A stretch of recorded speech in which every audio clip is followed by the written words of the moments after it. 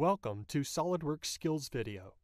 The directions in this video and the corresponding reference document should be followed before attempting to start making parts for this class, as it covers crucial configuration settings for first-time setup and solutions to common misconfiguration problems. Start SOLIDWORKS from a desktop icon or from the Start menu. Don't be alarmed if it takes between 3 to 10 minutes to start. It is a very large and complex application. If you get an error like this one that says SOLIDWORKS could not find a valid license, it means you have forgotten to connect to NCSU's VPN through the AnyConnect software. Make sure you are connected to the VPN each and every time you start SOLIDWORKS from a personal computer.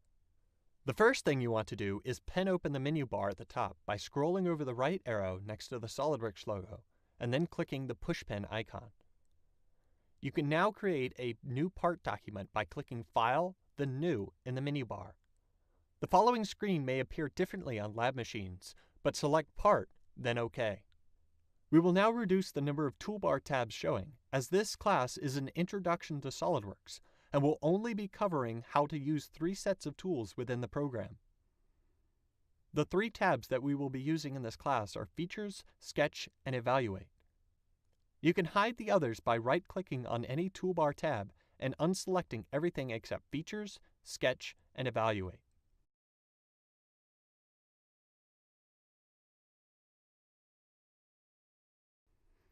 Now we are going to change the overall document properties by clicking on the Options icon in the menu toolbar, then on the Document Properties tab. The first option presented is the only one we are going to change in this video. It allows for you to change the overall drafting standard. The International Organization of Standardization, or ISO for short, sets standards on many engineering and manufacturing practices to improve international communications and collaboration. However, they also allow member countries to set their own standards for intranational work. The American National Standards Institute, or ANSI, sets the drafting standards for U.S. companies, and that is what we will be using in this class. After selecting ANSI, click OK to save and close the Options dialog window. Changing other settings based on personal preferences and computer performance is allowed, but to expedite learning by watching, do not change the look of SOLIDWORKS.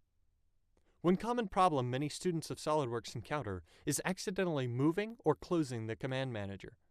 While there are other ways of accessing the same toolset, having the command manager at the top is the most recommended option. If it is showing in a different position, drag it to the blue command manager icon in the top center of the screen. If it isn't showing at all, press F10.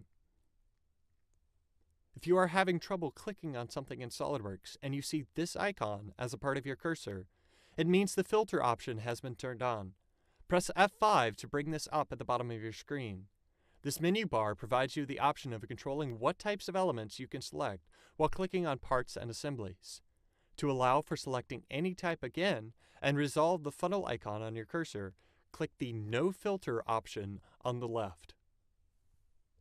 The last configuration setting we are going to cover is changing the Smart Dimension keyboard shortcut to D. To do so, go up to Tools and then select Customize, and then in the Keyboard tab, search for Smart.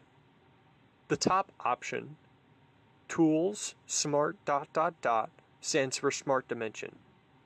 Immediately next to it, type D and then OK. Thank you for watching.